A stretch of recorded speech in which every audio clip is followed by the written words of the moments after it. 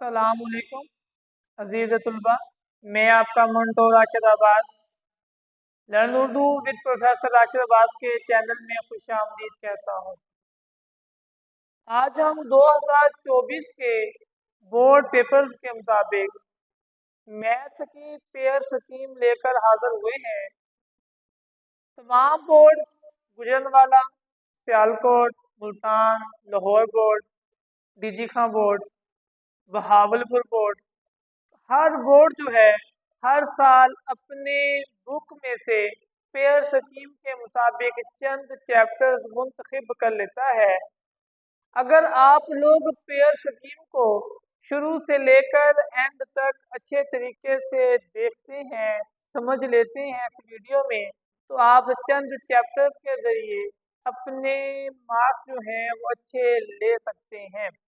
आइए हम देखते हैं कि 2024 में मैथ के अंदर पेयर स्कीम का तरीकाकार क्या है, कौन से चैप्टर को किसके साथ लिया गया है। हमारे पास 11वीं जमात में 14 चैप्टर हैं और हमने सबसे पहले एमसीक्यूज को देखना है। पहला और दूसरा चैप्टर जो है उनमें से एक एक एमसीक्यूज आएगा। चैप्टर नंबर 3 और 4 के अंदर से दो दो एमसीक्यूज हैं। 5 में से एक है।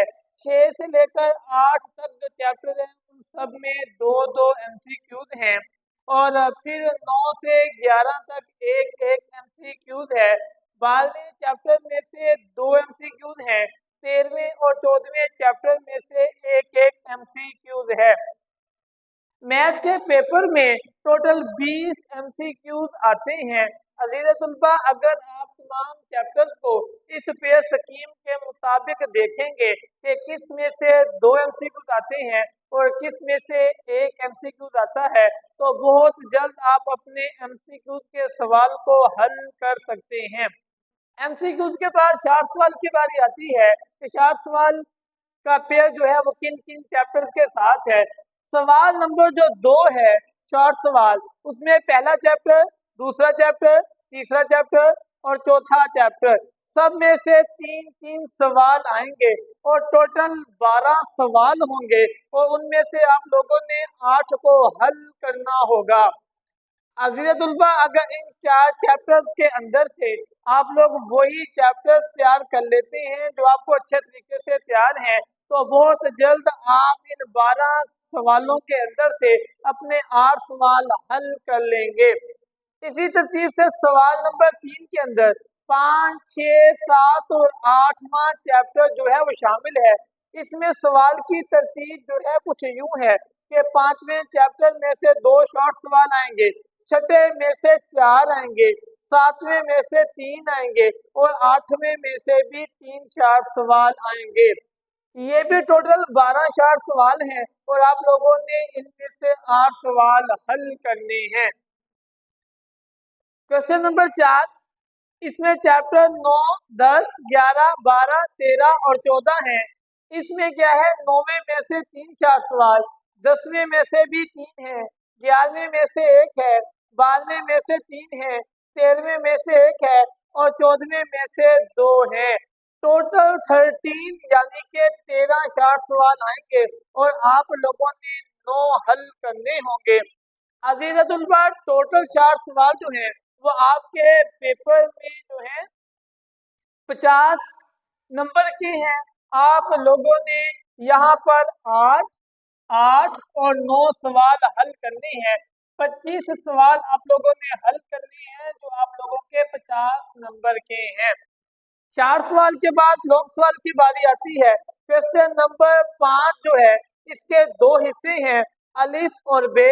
अलिफ जो है यानी कि ए जो है ये चैप्टर नंबर 3 में से आएगा और बी दूसरा हिस्सा चैप्टर नंबर 4 में से आएगा।